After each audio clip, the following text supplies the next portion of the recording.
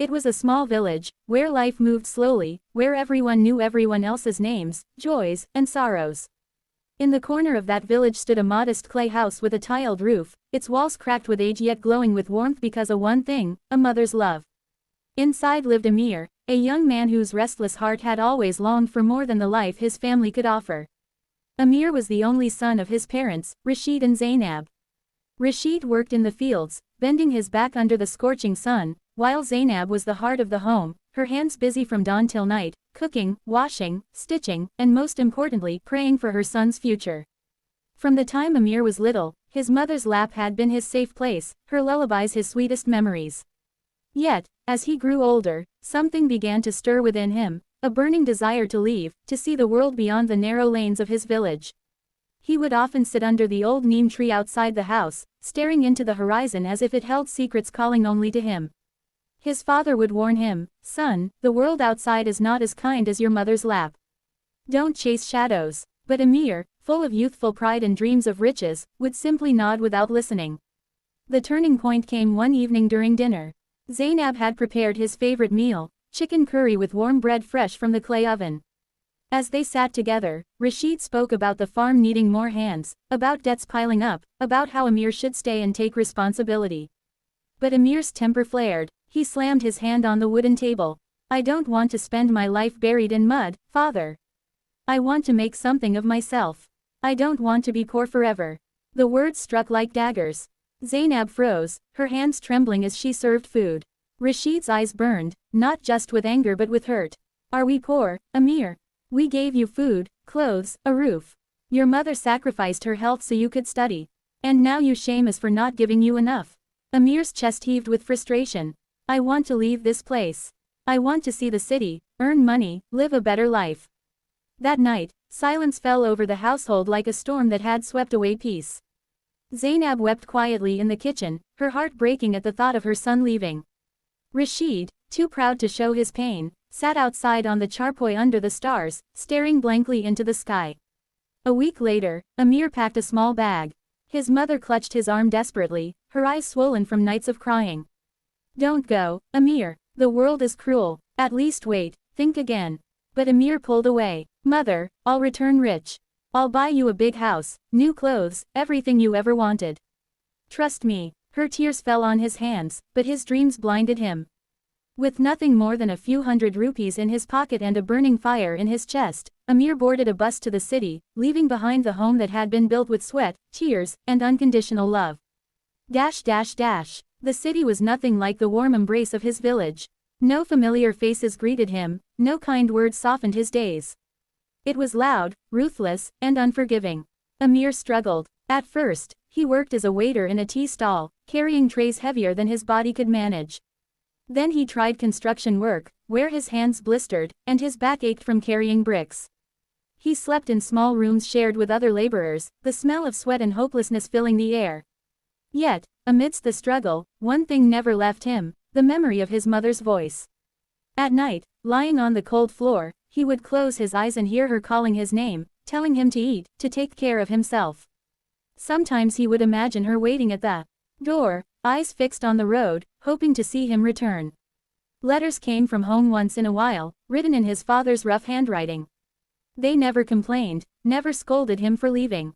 Instead, they always asked, "Are you eating well? Do you have enough money? Your mother prays for you every day." Amir would read those words and feel a tight knot in his chest. He wanted to reply, to tell them he was fine, but pride always stopped him. He hadn't achieved anything yet. How could he face them empty-handed? Years passed. Amir grew older, his hair darkened by dust and sun, his body leaner from hardship. He jumped from one job to another, driver, porter, mechanic's helper, always chasing that dream of riches, yet always falling short. Sometimes he would send a small amount of money home, never enough to change their lives, but his mother would receive it as though it were treasure. She would keep some notes tucked away in her prayer book, whispering blessings over them before using even a single rupee. Despite his silence, Zainab's hope never wavered. Every evening, after finishing her chores, she would sit on the wooden chair outside the house, facing the road. Her neighbors would pass by, shaking their heads, whispering, "She's still waiting for her son." But she didn't care. In her heart, she believed Amir would return any day, smiling, successful, carrying gifts for her. One winter night, as Amir sat shivering in his tiny rented room, he suddenly remembered the promise he had made, "I'll return rich, mother." A wave of guilt swept over him. He had left with so much pride, but what had he gained? Nothing but loneliness and tired bones. He longed for the taste of his mother's food, the warmth of her hands on his forehead. He thought of his father, who must have grown weaker, and wondered how much longer he would get to see them alive. That night, for the first time in years, Amir wept. The decision came suddenly, like a storm breaking through clouds. He would return, not as a rich man, not as the successful son he had promised to be, but simply as a son who belonged at home. He no longer cared about pride. He only cared about seeing his parents again, about sitting beside them, about filling the empty years with love he had withheld. With trembling hands, Amir bought a bus ticket back to his village. The journey home felt endless, every turn of the wheels bringing back a flood of memories, his mother's laughter, his father's stern but kind eyes, the neem tree where he used to dream. His heart pounded with both fear and excitement. Would they forgive him? Would they still be waiting? As the bus neared his village, Amir pressed his face against the window, searching for the familiar sights of his childhood. His chest tightened with emotion. The streets, the fields, the little shops, it was as if nothing had changed, yet everything inside him had. He stepped off the bus with shaky legs, his eyes brimming with tears. And then he saw it, his old house standing quietly at the edge of the road. The roof was more worn, the walls more cracked, but it was still home. His steps quickened, his breath caught in his throat. And in his heart, he could already picture it, his mother sitting on that wooden chair, waiting with tearful eyes and a smile of relief. Amir's lips trembled as he whispered to himself, "Mother, I've come back." Amir's feet moved faster as he approached the small clay house that had been his world once upon a time. His heart pounded like a drum, each beat echoing with guilt, fear, and longing. With every step, he imagined the scene he had dreamed of countless nights, the door opening, his mother rushing forward with tears of joy, his father standing proud but hiding a smile, both welcoming him as though he had never left. The sight of the house filled his eyes with tears. The paint had faded, the roof sagged, the garden that once bloomed with his mother's flowers was now overgrown with weeds. The old neem tree stood tall still, but its branches stretched out thinner, weaker, as though even it had aged with his parents' sorrow. Then he saw it, the wooden chair, the same chair his mother had sat on every evening, her eyes fixed on the road, waiting, hoping. It stood outside the house, beside the door, just where he remembered. His breath caught in his throat, his lips trembling. His eyes darted around, searching, desperate to see her sitting there, as she always had in his memories. But the chair was empty. The sight pierced him like a knife. His knees almost gave way as he stumbled closer. He reached out and touched the chair, running his fingers over its worn wood. It was rough, cracked, yet it carried the weight of years of silent prayers. Tears blurred his vision as he whispered, "Mother." The door creaked open, and a neighbor stepped out, a gray-haired woman with kind but sorrowful eyes. She froze when she saw Amir, as though she were seeing a ghost. "Amir," she whispered. He nodded, unable to speak, his voice trapped in his throat. The woman's eyes welled with tears. "Oh, my child, you finally came home." His heart twisted painfully. Where is my mother? And father?" His voice broke. "Please, tell me they're inside." The woman's face fell, and with it, the fragile hope Amir had clung to shattered. She shook her head slowly, her voice trembling. "Your father, he passed away 2 years ago. His heart gave up after years of working the fields alone. And your mother," she paused, her tears falling freely. "She waited for you every single day, Amir. Every evening, she sat on this very chair, staring at the road, whispering your name. She believed you would return. She never lost hope, not even for a moment. But, she too left this world, only a few months ago." The waiting, the longing, it broke her heart.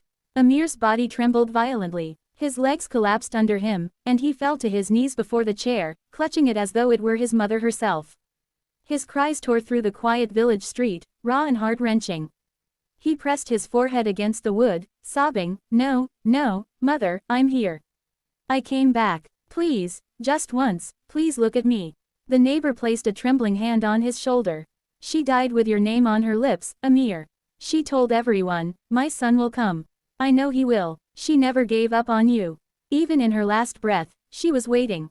Amir's heart shattered into pieces that could never be mended. He had left chasing dreams of wealth, but what he found was too late. The riches he sought meant nothing now. The hands he longed to hold, the lap he yearned to rest in, were gone forever. The woman went inside and returned with a small cloth bundle. Before she passed, your mother asked me to keep this safe for you. She said, when Amir comes, give him this. She believed with all her heart you would return. With trembling hands, Amir untied the bundle. Inside was a neatly folded shirt he had worn as a boy, a few faded letters he had sent long ago, and a small purse containing the money he had sent home. Not a single rupee had been spent. His mother had kept it all, treasuring it as though it were gold. Tucked within the folds was a letter, written in shaky handwriting. His vision blurred as he opened it, his mother's voice echoing through each word. My dearest Amir, I know one day you will come back. Maybe I will not be here to see you, but my prayers will always reach you. Do not cry, my son. A mother's love never ends, not even with death. If you ever feel alone, sit on my chair.